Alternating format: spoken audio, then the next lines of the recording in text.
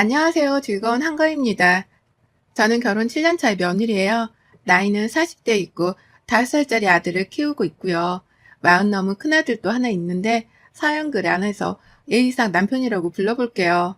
저는 명절이 너무 싫습니다. 명절에 명자만 들려와도 한 달이고 2달 전부터 신경이 곤두서는 사람이에요. 어릴 적에도 그랬었고 결혼하고 나서도 이건 변함이 없었답니다. 어릴 적에는 친정엄마가 할머니 집에 가서 며느리라는 이유로 고생을 하는 모습을 너무 많이 봐서 그런가 명절만 찾아오면 우리 엄마를 어떻게 도와드려야 하나 하는 걱정 때문에 한시도 편할 날이 없었어요. 오늘은 또 숙모가 얼마나 늦게 도착을 하실지, 오늘은 또 할머니가 엄마한테 무슨 일을 가지고 혼을 내실지를 눈치 보고 걱정하느라 그 어린 나이 때부터 마음이 불편했던 거죠. 그러니 뛰어놀아도 시원찮을 그 긴 휴일인 명절이 저에게는 스트레스 그 이상도 이하도 아니었습니다. 그러다 성인이 되고서는 그나마 좀 괜찮아졌어요. 엄마가 혼자 부당하게 감당해야 할 일이 있으면 아빠나 할머니한테 큰 소리를 내어보면서 엄마의 편을 더 들어줄 수 있었거든요. 저뿐만 아니라 남동생도 머리가 커서 아닌 건 아닌 것 같다고 쓴소리를 할 나이가 되었고요. 그러면서 점차 할 말은 하고 살아야 한다는 거 배웠던 것 같아요. 시댁안에서 며느리 혼자 굳은 일을 다 해가며 고생하는 건 너무나 구닥다리 같은 일이라는 걸 새삼 더 깨우쳤고, 나만큼은 결혼하고 나서라도 절대로 이런 삶을 살지 않겠다 맹세했습니다. 딸은 엄마 팔자를 담는다고 하지만 나만큼은 절대 그런 일이 없을 거라 스스로 주문을 걸어보며 말이죠. 그런데 이게 무슨 운명의 장난인 건지 제가 고심고심해서 선택한 제 남편이 딱 저희 할머니만큼이나 시집살이를 작정하고 있던 집안의 아들이었더라고요. 사람이 서글서글하고 잘 웃어주고 농담도 잘하고 그냥 뭐든 밝은 사람인 것만 같아서 좋은 환경에서 밝게 자란 사람이구나 싶었거든요. 상견례를 하면서도 어찌나 시어머니랑 시아버지가 잘 웃어주시면서 좋은 말들을 많이 해주시던지 저희 엄마도 홀딱 넘어갔습니다. 좋은 분들 같다고 하면서 말이죠. 사실 저희 엄마는 저만큼은 결혼해서 시집살이를 당하지 않았으면 좋겠다며 상견례부터 정말 이를 바득바득하며 준비를 하셨거든요.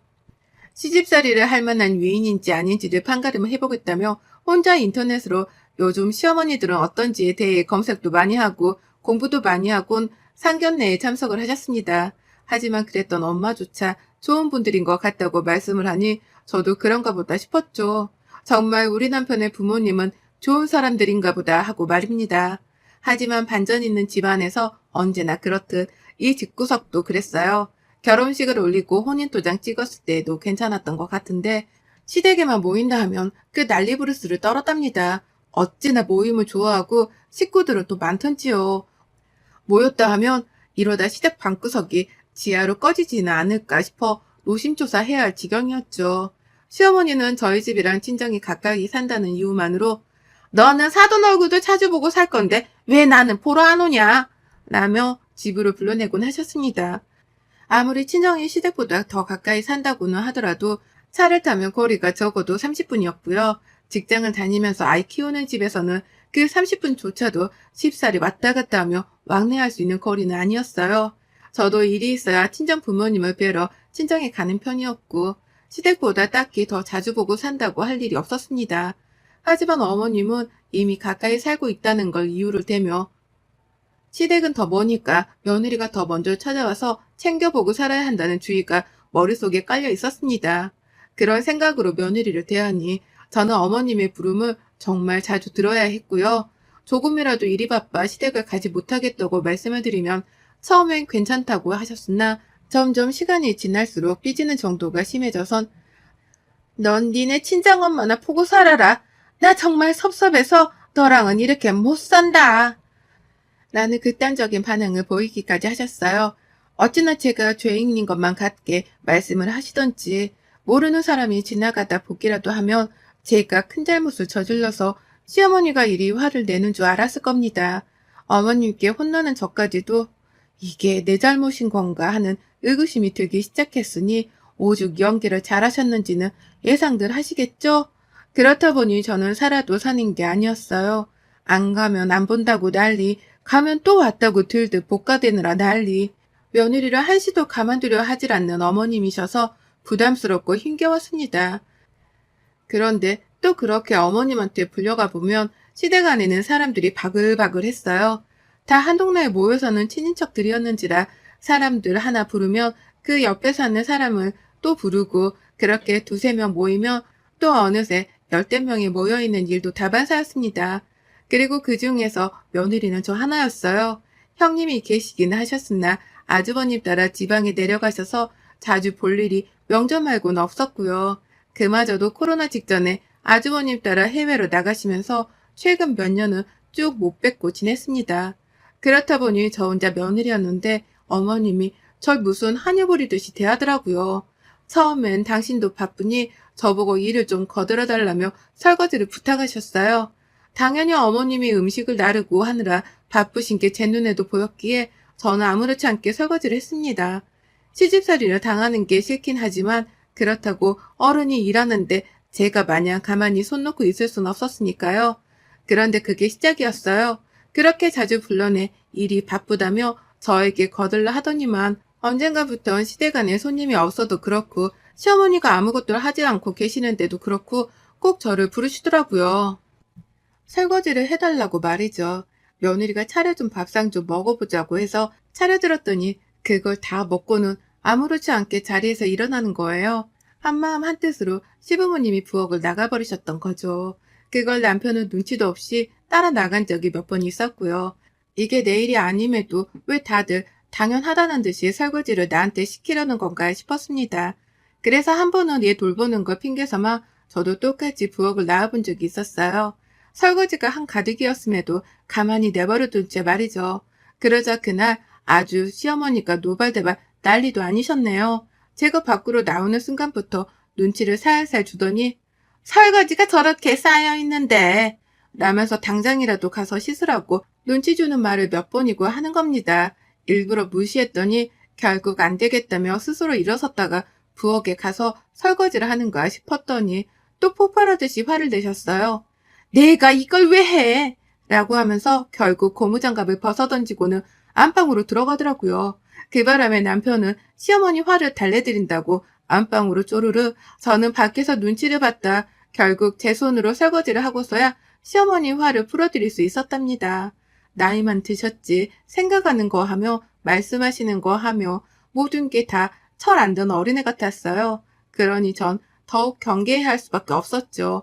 언제 어떻게 무슨 일 때문에 기분이 토라졌다며 또 화를 낼지 모르는 분이셨으니까요. 점점 결혼 생활이 지속되어 갈수록 저의 인생에 대한 회의감 때문에 심각한 우울증까지 겪었을 정도로 힘들었습니다. 내가 어쩌다 우리 엄마 같은 팔자를 살고 있는 건가 싶어서 결혼 전으로 돌아가고 싶은 마음이 굴뚝 같다가도요. 애만 보면 또 마음이 약해져 강제로라도 마음을 다잡아야 했었어요. 시댁에 안 가고 싶은데 시어머니가 언제 어떻게 폭발을 할지 모르니까 얘 달래는 마음으로다가 시댁을 찾곤 했고 명절이 되면 형님도 안 계시는 마당에 저 혼자 제사음식 도와드리면서 설거지까지 한다고 정말 허리가 휘는 줄 알았습니다. 그 바람에 명절에 시댁에 가기 전에는 꼭 남편이랑도 한바탕 부부싸움을 크게 하곤 했네요. 시댁에 가서 제 일 좀 도와주라 하면서 제가 남편을 뒤집어 엎으려 했거든요. 마누라 고생하는 꼴을 보고도 가만히 있으려고 하는 게 남편이냐면서 말입니다. 한 번씩 뒤집어 엎어가면서 화를 내고 저도 발악을 해보려고 하니 남편도 서서히 집안일이라도 거들어주려고 하며 절 돕는 척은 했습니다. 그게 비록 있으나 마나 하는 수준의 도움이었지만 노력을 보이는 것만으로도 저는 화가 더 치솟아 오르는 걸 멈출 수 있었고요. 이렇게 인생 자체를 거꾸로 돌려버리고 싶은 충동이 무한으로 치솟아 오르는 저에게 이번 명절도 오래전부터 긴장이 되고 괜히 버겁게 느껴졌어요. 며느리인 와중에도 명절 제사는 꼭 지내야 한다며 며느리를 어떻게든 집으로 불러내던 어머님이셨기 때문에 이번에도 역시나 추석에 가야 하긴 가야 했답니다. 그걸 너무나 잘 아니까 직장을 다니면서도 추석 생각이 머리에 맴돌았고 애를 보고 있으면서도 이번 추석은 또 어찌 보내려나 하는 마음에 머릿속이 계속 복잡했어요. 그런데 진짜 시어머니가 저희 부부를 집으로 일찍 부르셨어요. 이번 명절에는 전보다 집을 더 일찍 찾아왔으면 좋겠다고 하신 겁니다. 명절 동안에 시댁을 가면 무조건 자고서 다음날 아침 제사까지 지내는 루틴이었는데 그걸 알면서도 저희한테 하룻밤을 더 자고 제사를 지내라며 불러낸 거예요. 이유는 바로 추석 후에 본인이 여행을 떠나게 되었다는 이유 때문이었고요. 시어머니가 평소에 친하게 지내는 고등학교 동창 친구분들 모임이 있었어요. 시댁으로도 여러 번 찾아오셨고 저도 시댁에 불려갔다가 그 어머님들 시종을 들은 적이 있어서 얼굴은 기억했죠. 그런데 그분들이랑 추석을 마치고 나서 여행을 가기로 했다는 겁니다. 친구분 아들이 봉고차를 뽑았는데 드라이브 여행을 시켜주기로 해서 같이 떠나기로 했다나 뭐라나 하면서 말이죠. 거기까지 뭐 다 상관없었습니다. 어머님이 여행 가시는 거요? 뭐 다 상관없었어요. 얼마든지 어디로라도 떠나도 전 상관없었습니다. 그런데 저한테까지 피해를 주는 건 다른 문제였죠. 저도 직장 다니면서 받을 수 있는 휴가는 한정되어 있었고 더군다나 추석은 휴가가 아니라 연휴라서 쉬는 거잖아요. 쉬는 날에 제약이 있으니 최대한 쉴 수 있을 때 충분히 쉬고 싶은 마음이 굴뚝 같았습니다.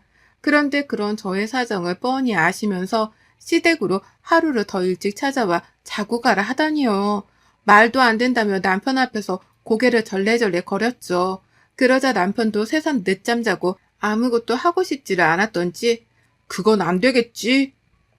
라고 물어보면서 알아서 시어머니께 거절을 하겠다고 말했습니다. 그렇게 이 일은 남편이 알아서 잘 해결할 줄 알았어요. 하지만 바로 어제 시어머니가 시댁으로 빨리 오라고 저희 부부를 갑작스레 불러내셨습니다. 처음에는 남편한테 전화를 하셨고 이내 저한테도 전화를 해서는 지금 당장 내가 할 얘기가 있으니까 집으로 와라. 번거롭게 왔다 갔다 할 생각하지 말고 이리로 와서 추석까지 지내고 가. 라고 말씀을 하더라고요.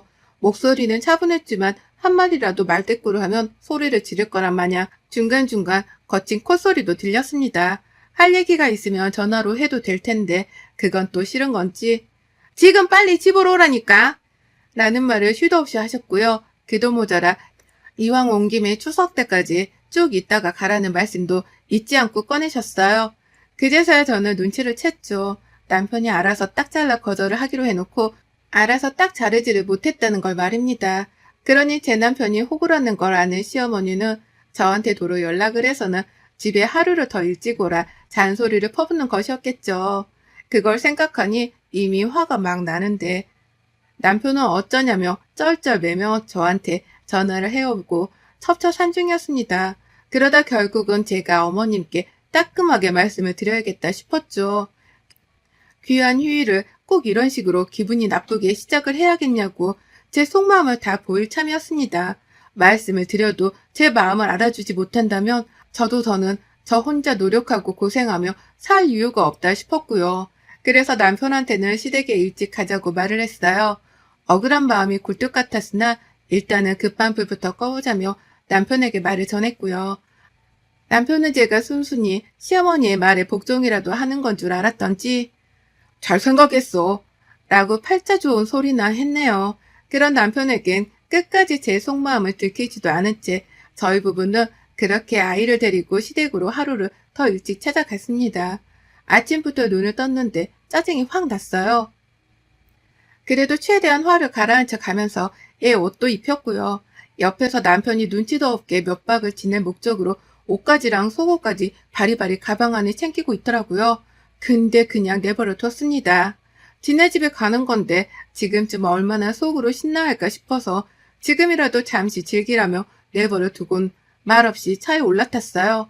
그리곤 잠시 한눈을 파는 사이에 금방 시댁에 도착을 했죠.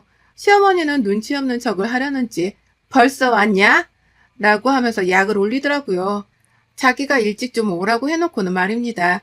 남편은 그 말에 왔어요 라고 대답을 하며 짐 싸온 걸 내려놨고 어머님은 이내 아이를 들쳐 업으시더니만 미안하긴 하셨던지 본인이 밥을 차려놨다면서 부엌으로 곧장 부르셨어요.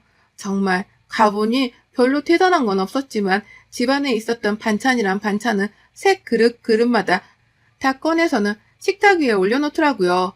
제사용인 건지 소고기 묵국도 끓여놓았던데 그것도 막 올려놓았던지 김이 모락모락 나오고 있었고요. 이러면 안 되는데 한국인 앞에서 밥이랑 뜨끈한 국물을 올려놓니 순간 혹했습니다. 그래서 존심은 살짝 상했으나 일단 시어머니가 차려놓은 밥부터 먹고 할 말을 해야겠다 싶었네요.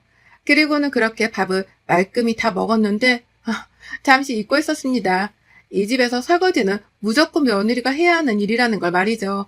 밥을 다 먹었더니만 아니나 다를까 시부모님이랑 남편이 서로 말을 맞추기라도 한 듯이 자리에서 일어나더라고요. 급기야 시어머니는 밥이 아직 남아있었음에도 제가 밥을 다 긁어 먹자 제가 먼저 일어나 식탁을 벗어날 것이 걱정되는지 본인이 먼저 자리에서 일어났습니다. 먹던 밥이요. 그냥 그대로 식탁 위에 올려두기만 하고서 말이죠. 퍽 뒷골이 땡겼어요. 나보고 또 치우라는 소리인가 싶었거든요. 밥을 차려주신 건 감사했지만 오라고 해서 왔고 먹으라고 해서 먹은 것 뿐이었습니다. 우리 엄마는 남편한테 감히 설거지를 하라고 시키지도 않는데 시어머니는 뭐라고 나한테 자꾸만 설거지를 하라 시켜먹나 싶어 또 빈정이 상했어요. 그래서 결국 전 남편을 불렀네요. 여보 뭐해 와서 설거지해 라고 말이죠. 그 순간 시어머니의 눈이 아주 동그래지는 걸 봤는데 일부러 무시를 한 채 더욱 세차게 남편을 불렀어요. 그리고는 아무 일도 없었다는 듯이 저도 부엌을 빠져나오자마자 시어머니 곁에 앉았죠. 어머님은 부엌에서 거실로 이동하는 저에게서 눈을 떼지 못한 채 째려만 보고 계셨습니다. 급기야 자리에서 일어나 부엌으로 가려는 남편의 바짓가랑이를 붙잡은 채로 저를 불러내셨죠.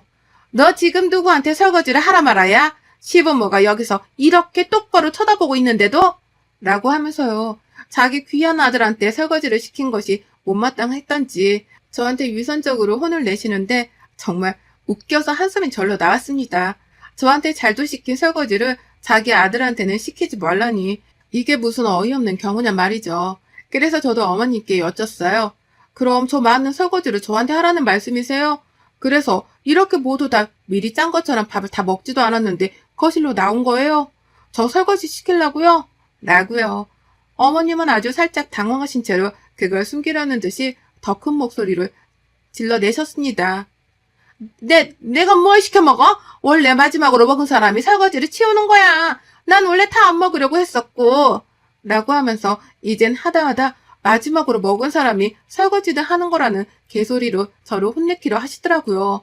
남편은 이미 시어머니의 논리가 정당성을 잃었다 싶었던지 엄마 그만해 라며 시어머니를 말렸고 저는 저대로 시어머니께 본때를 보여주고 떠나야겠다 싶었어요. 그래서 똑같이 무대포스러운 자세로다가 소리를 쳤습니다. 아이고 세상에나 그럼 지금까지 밥 먹다 말고 자리를 떴던 게 다 며느리 하나 설거지 시키겠다고 그런 거였어요?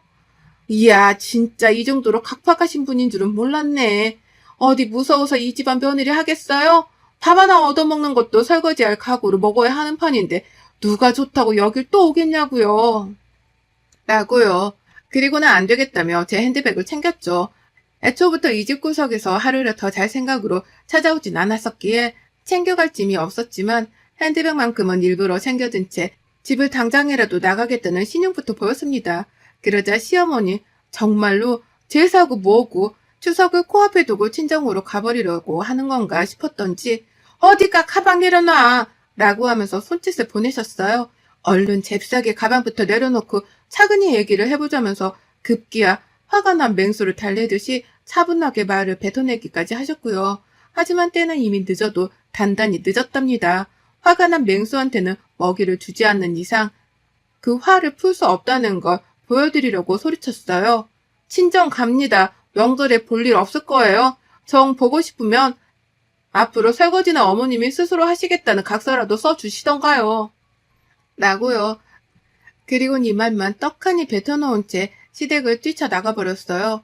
시어머님은 자기가 설거지라도 해주겠다고 말을 할 자세까지 보이면서 절 붙잡으려 했지만 전 시어머니를 약올리기 위해 더 반항을 하며 집을 나와버렸고요. 그 길로 친정으로 가버렸습니다. 집으로 갔다가는 시어머니가 쳐들어올까 싶어 일부러 친정으로 간 거였어요. 그리고 제 예상대로 남편한테서 한참 뒤 연락이 왔습니다. 집에 왔는데 어디 있는 거냐면서 저를 찾더라고요. 전화기 너머로는 시어머니가 저를 찾는 목소리도 같이 들렸고요. 제 예상대로 저희 집에 찾아왔던 겁니다. 시어머니를 모시고요. 그래서 나 지금 친정이야. 우리 부모님 난리 났어. 너 가만 안 두겠다고. 지금 막 이혼 서류 떼려 하는 거 내가 겨우 말리고 있으니까 잠잠해줄 때까지 전화도 하지 마. 라고 말을 했어요. 겁을 주겠다며 남편한테는 우리 부모님까지 화가 단단히 났다며 고자질을 해버렸답니다. 사실 엄마 아빠가 걱정하실까봐 전 아무 말도 안 했거든요. 친정으로 가긴 갔으나 아직 친정집에 들어가진 않은 채 주변 카페 안에서 휴식을 취하는 중이었고요. 제 말에 남편은 장인, 장모 걱정이 되었는지 어쩔 줄을 몰라 했고 그대로 전화는 끊겼습니다. 원래대로라면 시어머니가 미친 듯이 전화를 해가면서 혼을 내려고 했을 텐데 시어머니도 제가 친정에 이혼 얘기를 주고받고 있다는 걸 들었던지 제 화부터 가라앉히겠다며 아무 연락을 하지 않으셨어요. 정말 쥐죽은 듯 소리 소문 없이 계시더니만 한참 뒤 문자를 떡하니 보내셨더라고요. 내가 앞으로는 설거지를 하마 라고 말이죠. 이 싸움의 시작은 시어머니라는 본인 한 사람 때문인데 보아하니 설거지 때문에 싸움이 난 줄로 아시는 듯 했습니다. 하지만 상관없었어요. 뭐 때문에 싸움이 시작된지를 모르던 알던 그건 중요하지 않았습니다. 시어머니가 설거지를 한다고 하니 이건 각서를 써서라도 약속을 받아낼 참이었고요. 이걸 기회로 이번 추석은 시댁에 참석을 하지 않기로 했습니다. 모처럼 찾아온 이 명절을 친정에서 뜨신 밥 얻어먹고 누워 잠만 자면서 평화를 보낼 참이에요. 그 어느 누구도 시켜먹고 부려먹지 못하도록 말이죠. 시작은 미미했으나 끝은 창대할 테니 비록 시작은 설거지 하나로 시작한 싸움이지만 이걸 계기로 전 이참에 뿌리 깊었던 이 집구석의 시집살이를 완전히 뜯어 고쳐버릴 겁니다. 그리고 나서 또 시원한 사이다 사연으로 다시 찾아왔으면 좋겠네요. 여러분의 생각은 댓글로 남겨주세요. 오늘도 시청해주셔서 정말 감사합니다.